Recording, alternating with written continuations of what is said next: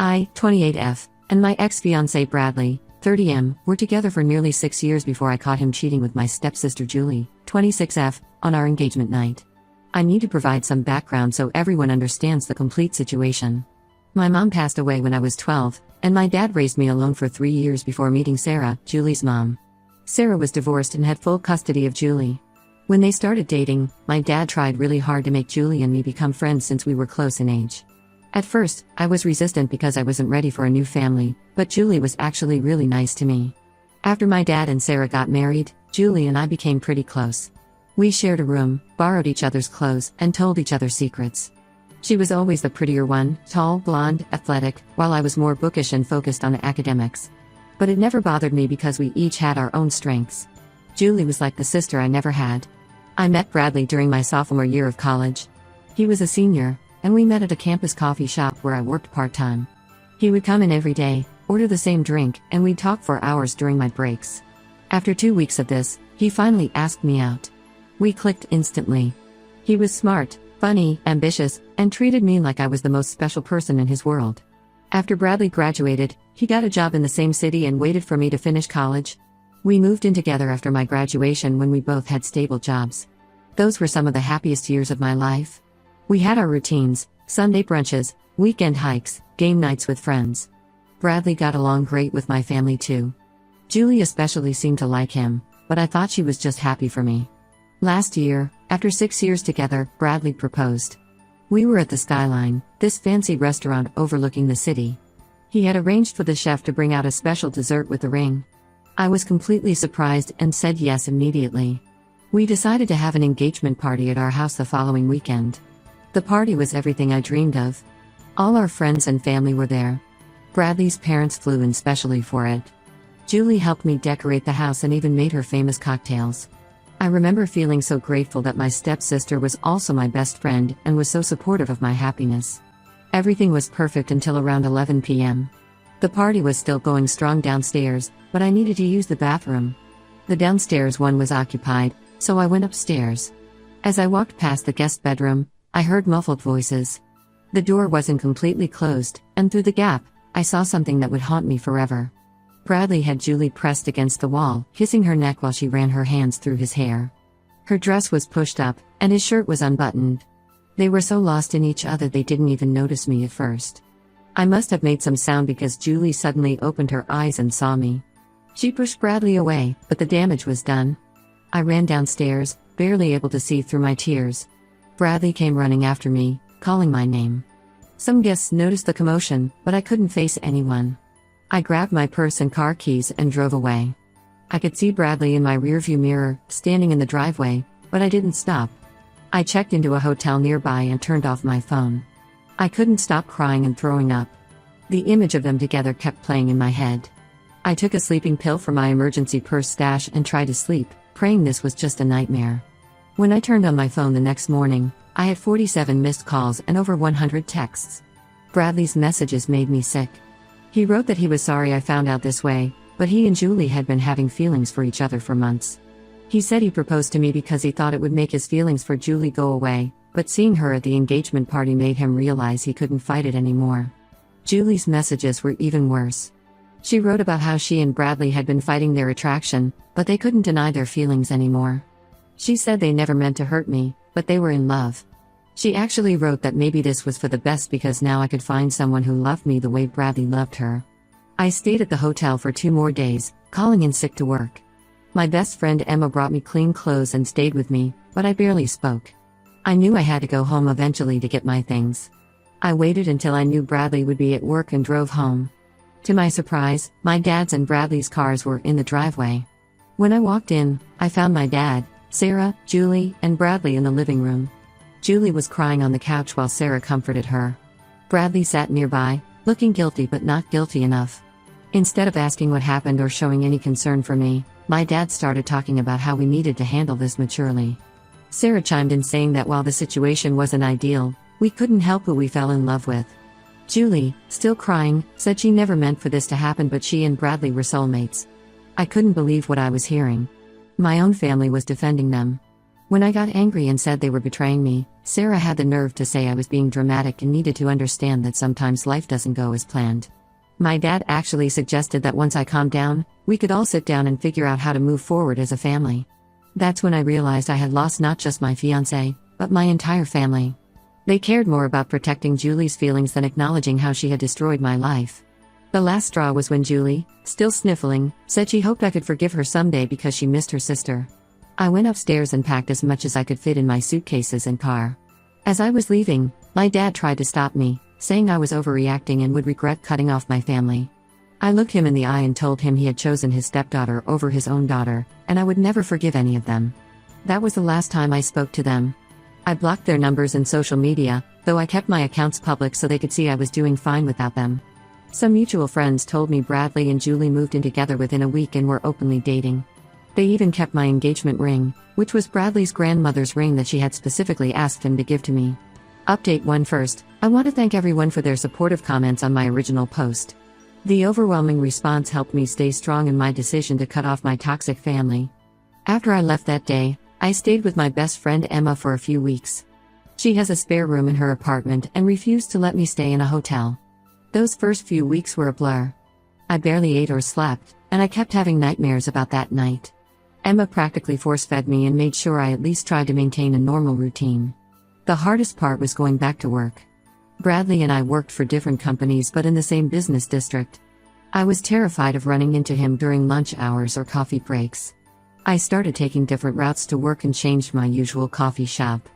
I even started bringing lunch from home to avoid going out. It felt like I was the one hiding when I hadn't done anything wrong.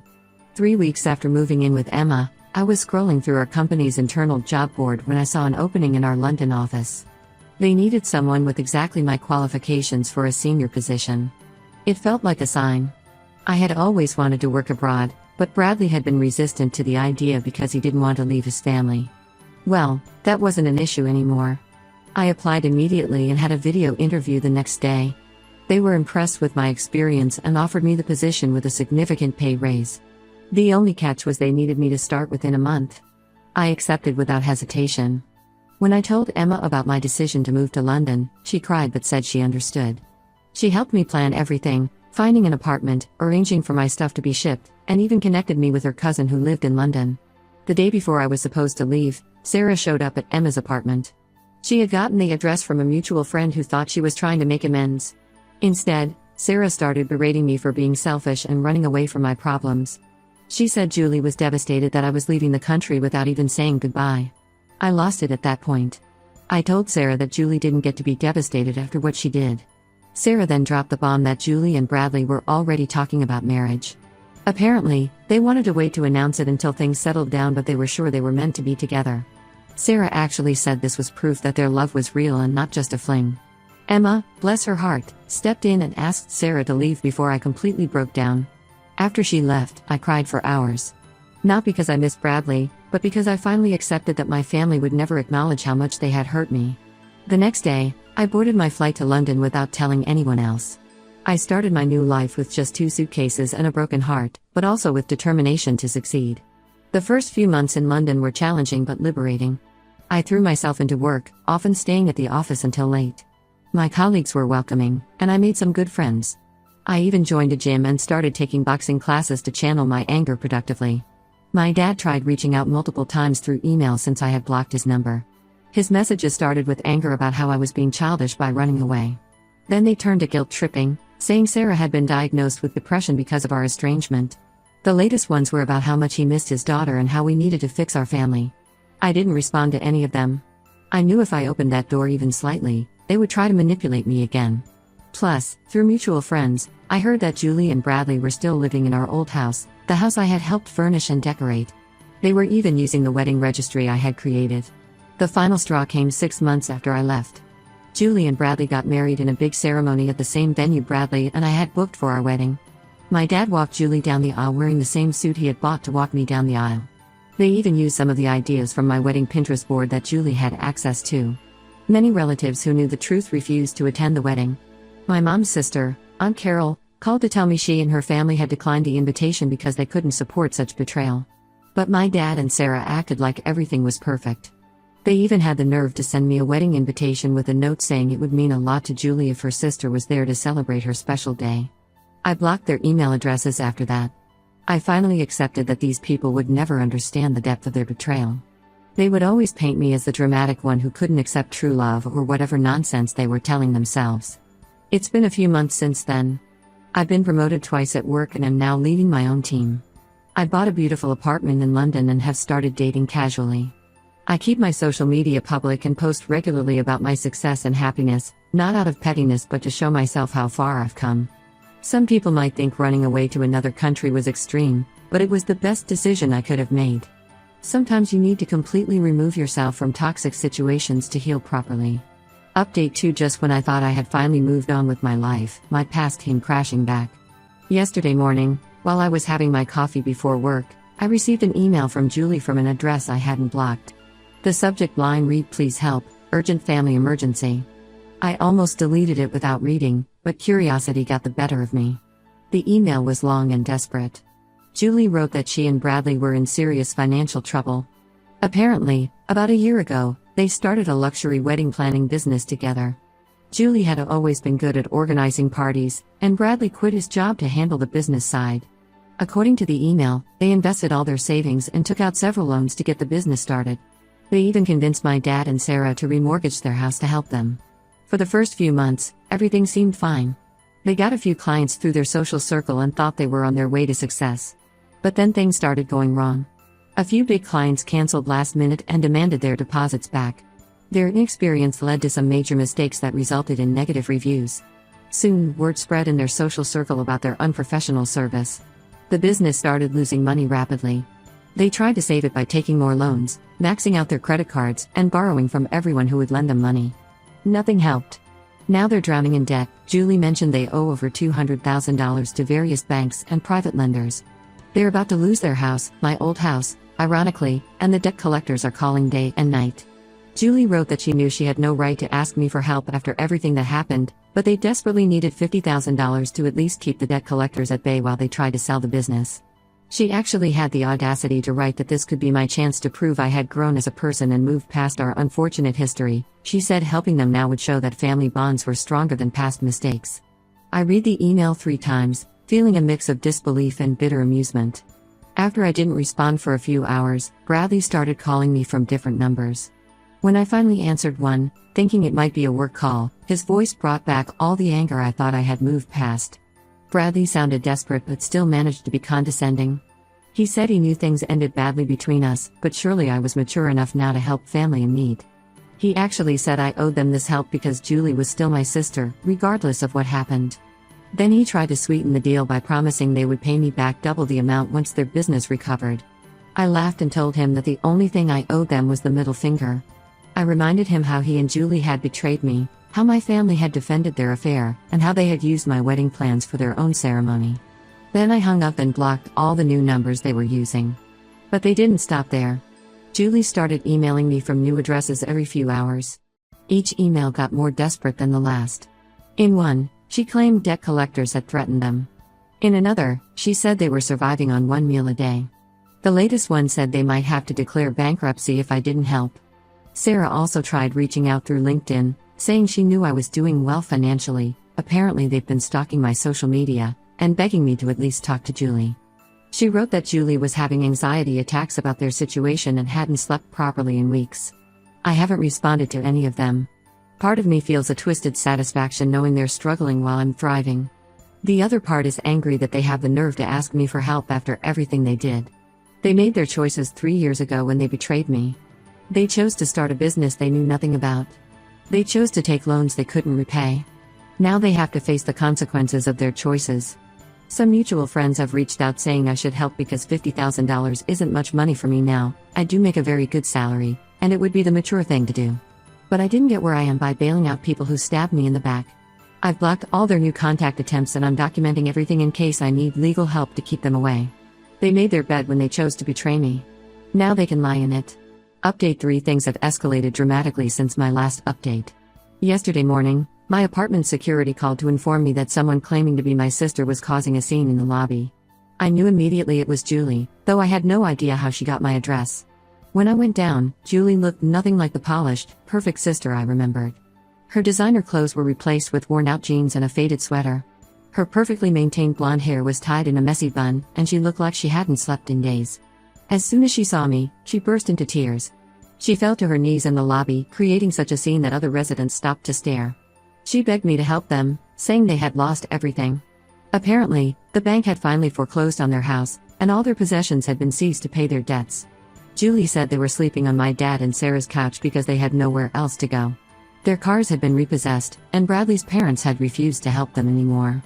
She claimed that debt collectors were threatening legal action, and Bradley was talking about declaring bankruptcy. When I remained unmoved, Julie's tears turned to anger. She started screaming about how petty and vindictive I was being.